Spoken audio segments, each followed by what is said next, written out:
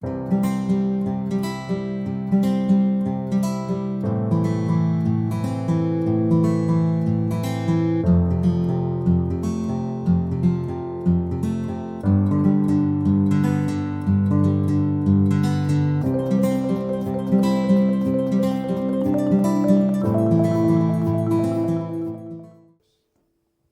was a real experience. Thank you again for that. And thank you, Kirsten. And most of you may know me. Again, my name is Stephen Kaplan, and I've been coming here to Unity for a number of years, off and on. And it's a real honor for me to speak today. I really appreciate the opportunity. I was born here in Augusta, and I went to school at Georgia Tech. I got a degree in chemical engineering. I actually worked in industry for a number of years, ran a business or two here in Augusta. And over the time, I've learned a lot of things. And one of the things I've developed is how to help somebody with forgiveness and ascension and a few other things. But today I want to talk about patience. So to me, patience has always been very interesting. I remember when I was even very young, I used to think about it, which I guess is a little bit strange, but I remember thinking, I wish I had more patience. I'd be trying to do something simple, like maybe tie my shoe or something like that, or untie a knot, and wasn't very adept at it, wasn't doing very well, and I'd say, well, how do I become patient? Because I understood the word more or less, but didn't really know what to do, and I always wondered, well, what is this, and how does one develop it? And then when I was a teenager, I decided to take karate, and I was a little bit surprised when I first entered the dojo, which is where you study karate. And one of the rules was, as a student, one of the rules was when you entered the dojo was you were to bow. And you would say the word patience. So that was our rule, and I thought that was kind of odd. I didn't really understand why. But then, of course, I studied for quite a number of years, and after a while I began to realize, wait a minute, maybe there is really something to this. And it was, to me, fascinating. We had this karate master come to the class, and when they entered, they were in their street clothes and everything, and we had been told they were coming, so I knew this was somebody special. But when I saw this individual, I was not impressed. He looked like he was a little bit overweight, maybe even out of shape. And I said, okay, well, that's odd that he would look like that, because we'd had other karate people there, very, very good teachers. And they were, you could tell, they were incredible shape, the things they could do. This guy, he just didn't impress me at all. But then he dressed out and he did some demonstrations for us, and I was amazed. This guy was so fast. You couldn't even see his hands moving. He was that quick. He could annihilate as many people as was against him, almost instantly. He was just an incredible, incredible fighter. And when I saw that, I was just stunned and amazed, and realized at that moment that it was foolish for me to even consider to fight somebody else. That fighting never really made sense to me anyway. But now I realized, because when you study karate, people find out and they begin to want to challenge you on things. So after a while I said, and when I saw this, I said, no, I will not fight. I just will, if I have to, I'll walk away or run from a fight if I have to. Because this person, if you came up against somebody like that and you couldn't recognize how skilled they were, it was all over before the fight even started. So there was no point in it. So I learned, well, maybe if I exhibited just a little bit of patience in everything, maybe I wouldn't do something really stupid like that. So you may have seen this quote. This is a Chinese proverb. One moment of patience may ward off great disaster. One moment of impatience may ruin a whole life. So if you want to be impatient, you want to pick a fight, you want to cause problems, you can go ahead and do that, but you might be really messing things up for yourself.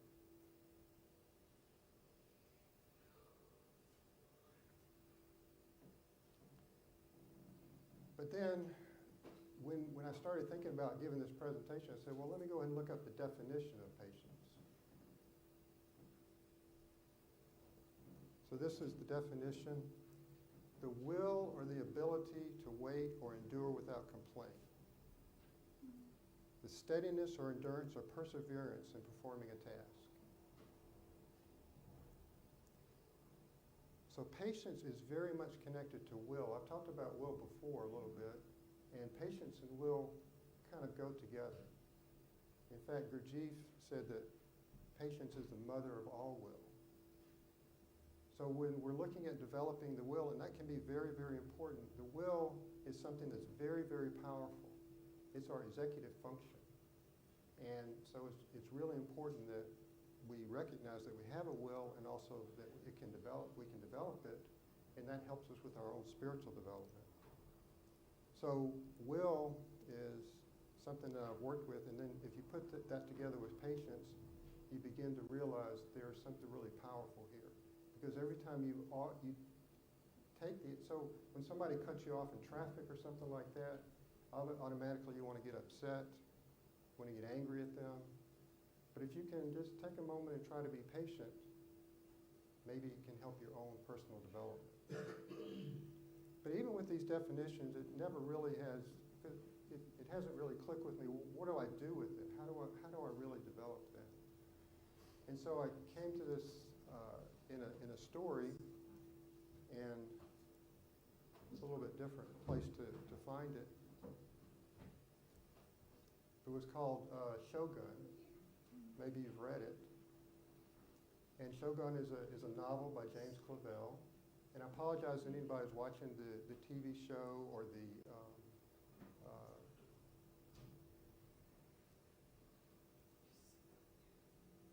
I haven't seen the TV show, this current thing that's streaming now.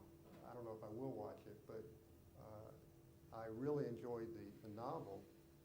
And I was surprised to find a very good definition of patience in it. But let me give you a little bit of background on the novel if you haven't read it. It's about the first Englishman to land in Japan.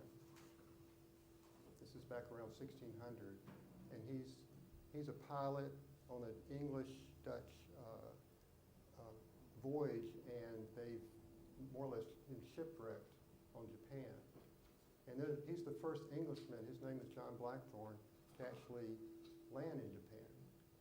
And of course the Spanish and the Portuguese were ahead of them. So he wasn't the first from Europe, but he was the first one there, but they were very surprised to see him. So he became associated closely with Toranaga, who was the future shogun. And Toranaga gave him a lot of honor, and even gave him a household as part of what he was supposed to do there. But it was and they called him Anjinson because they couldn't pronounce his name. Blackthorne was very hard for them to pronounce. So they called him Anjinson. And so Anjinson had this gardener there that did something, and it caused, because he had given an order to all his household, then it caused this gardener to have to be killed. And he was very upset about this. He didn't understand the culture. So he's having this conversation with Toranaga about it. Toranaga's trying to tell him, don't worry about what happened, because this was a normal occurrence. The old gardener was actually very old and in pain, and it was an honor for him to actually do this. But again, Blackthorne doesn't understand that. He feels like he's murdered this person. So he's very, very depressed, very upset about it. And they're having this conversation about it, but he doesn't really believe it. And then, all of a sudden, the earth begins to shake and break apart. And they're having an earthquake. And he's from Europe. They've never had earthquakes in Europe, I guess. So he didn't know what it was. And the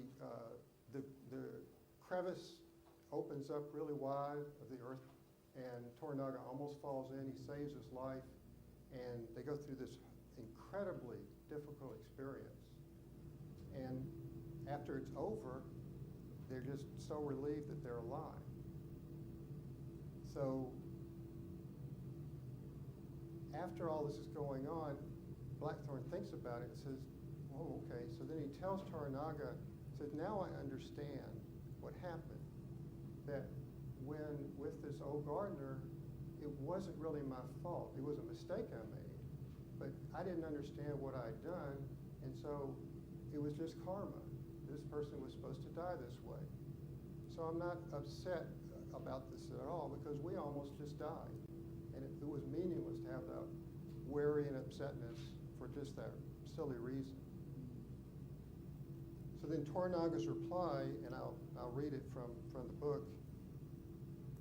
He's talking back to Anjin-san, says, very, very good that now you understand patience. Excuse me, you understand karma. Karma is the beginning of knowledge. Next is patience.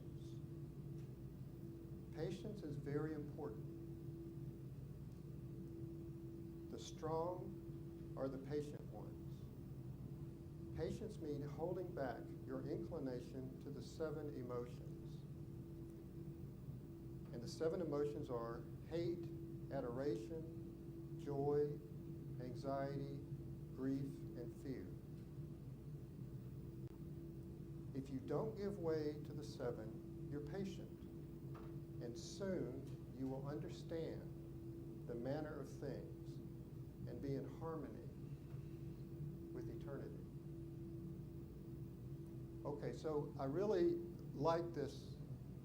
Go back one. I really like this list of the emotions, because that gives you something to actually work with. All right. So when you feel these emotions, you can say, okay, they're overtaking me. So if I pull back from those, then perhaps I can develop my patience with that. But the key is to understand that when you do patience, you begin to understand, because you're really lifting yourself up to a higher level, beginning to see, well, maybe I understand why this is happening. But maybe I need to learn something. Maybe there's something here that's beyond me. I can't really explain. So patience then helps you to then understand. And when you understand, you can come into this harmony, which again is maybe what we call inner peace. So you have this very, very strong, intimate connection between patience, understanding, and harmony.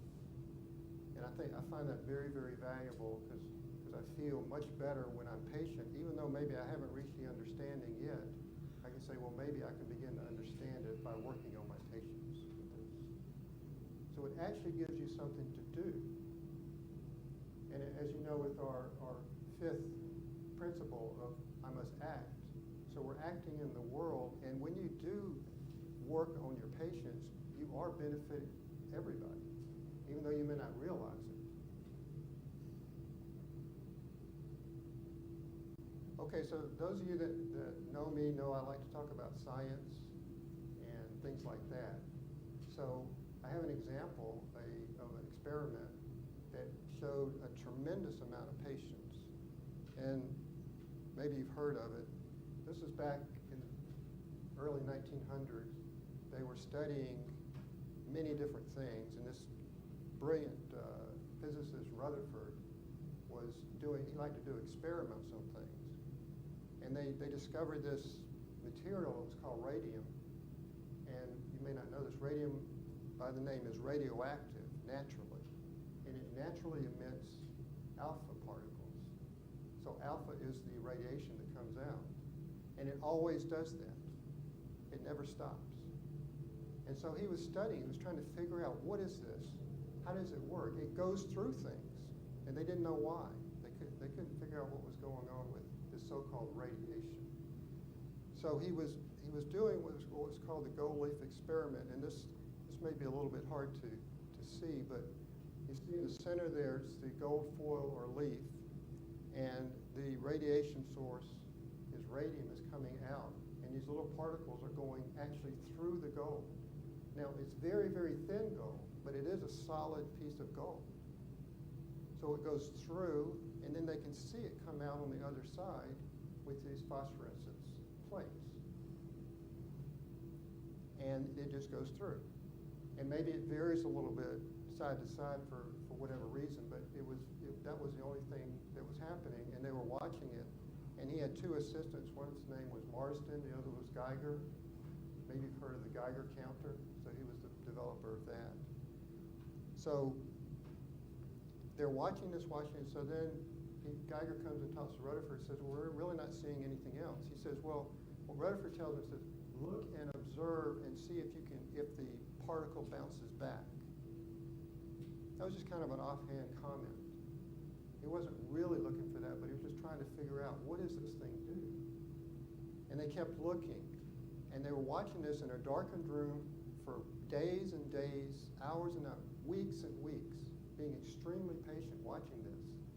And then all of a sudden, out of nowhere, one bounces back. And they're shocked. They can't believe it. What happened?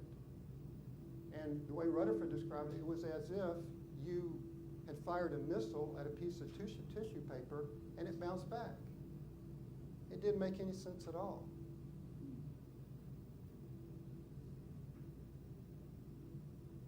So what was happening, and then they studied it for quite a number of days or years later, they finally figured out what was going on there.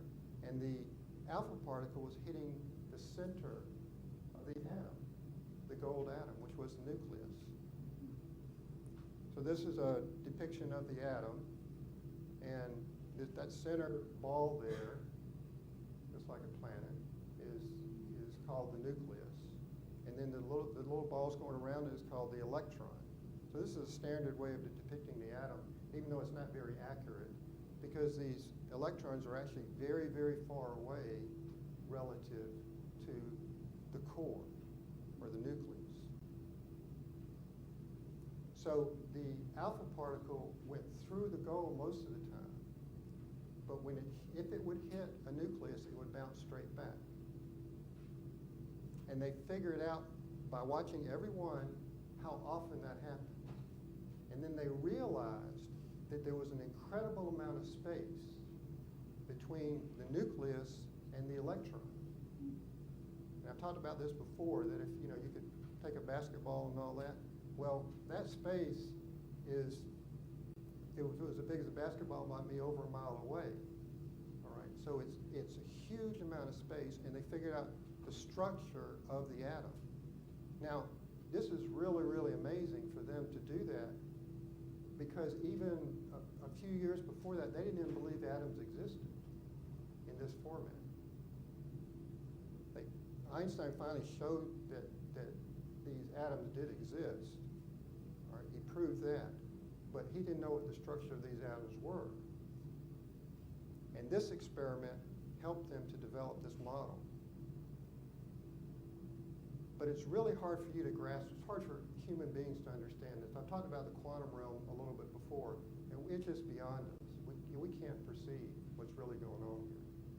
So I'd like to give you a little demonstration of how it might be. Now, when we talk about the space between the nucleus and the electrons of one atom, now remember, everything is made of atoms. Everything in my body, everything in your body, everything that we see and can touch is atoms. Even things we can't see are atoms. But if you could take all of the space out of all of the atoms in your body, what would be left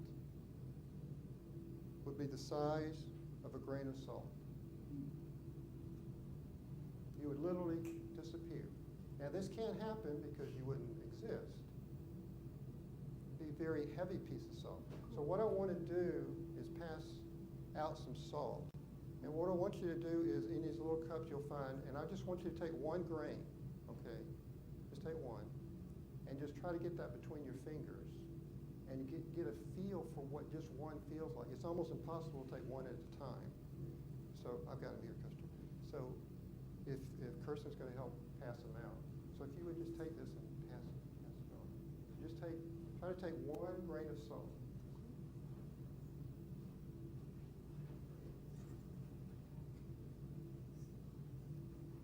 Now this is real salt, and you could use this to season your food, but please don't. Okay, it's not necessarily clean now. So when you get that little piece between your fingers, first of all, you can hardly even see the thing, but it is really salt. Okay.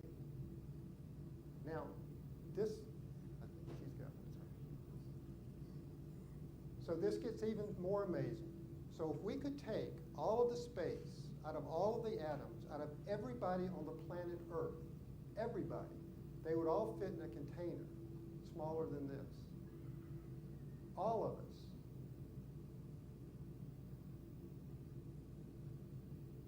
This is really hard to believe. I've seen this in many different demonstrations how this would work, and it baffles me. We cannot conceive of this creation.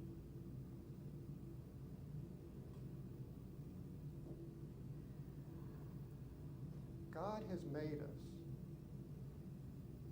We know, we believe that God exists. We believe that God created us. Now, some people don't want to believe that, and that's all right. A lot of scientists don't want to even consider this because they just call it space. But I think it's something else.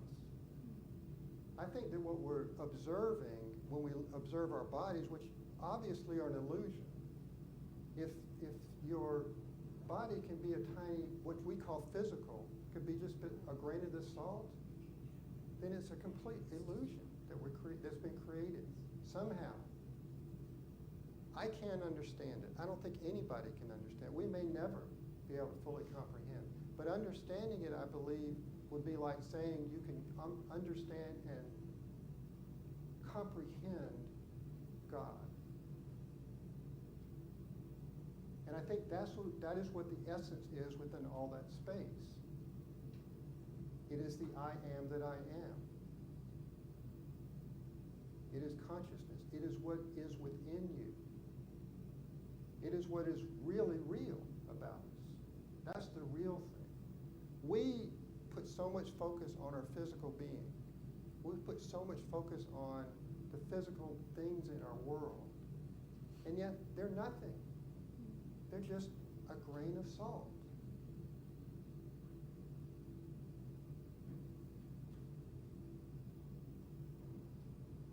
So I think it becomes really obvious to me that when we look at this, you are a miracle. You exist, and yet there's nothing there.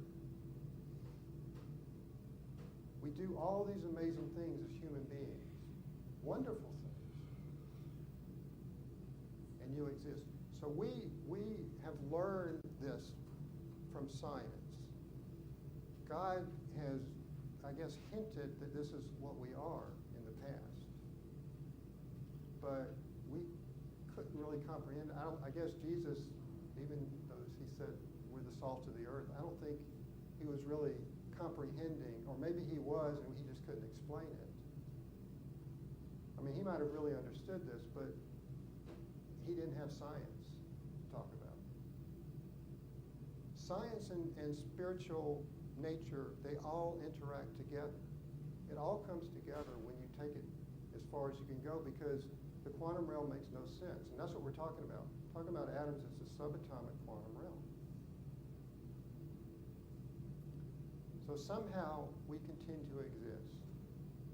And I believe that by developing patience, we become much more than what we could be. I believe that God is patient with us. I don't know if that's real or not, but we're still here. That sun comes up every day. We live in a perfect universe. Our body, we don't like the way our bodies are most of the time, but they are perfect. If they're not perfect, it's because of our feelings, our emotions, the things that we have created that don't keep us in harmony. But we are perfect. And the more we realize, the more perhaps we can bring about the positive change we need to in this world. Because there are a lot of negative things that we do to each other.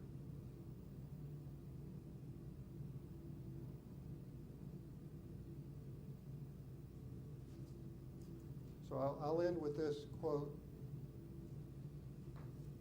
This is by Daisaku Akita. With love and patience, nothing is impossible. I believe we are limitless.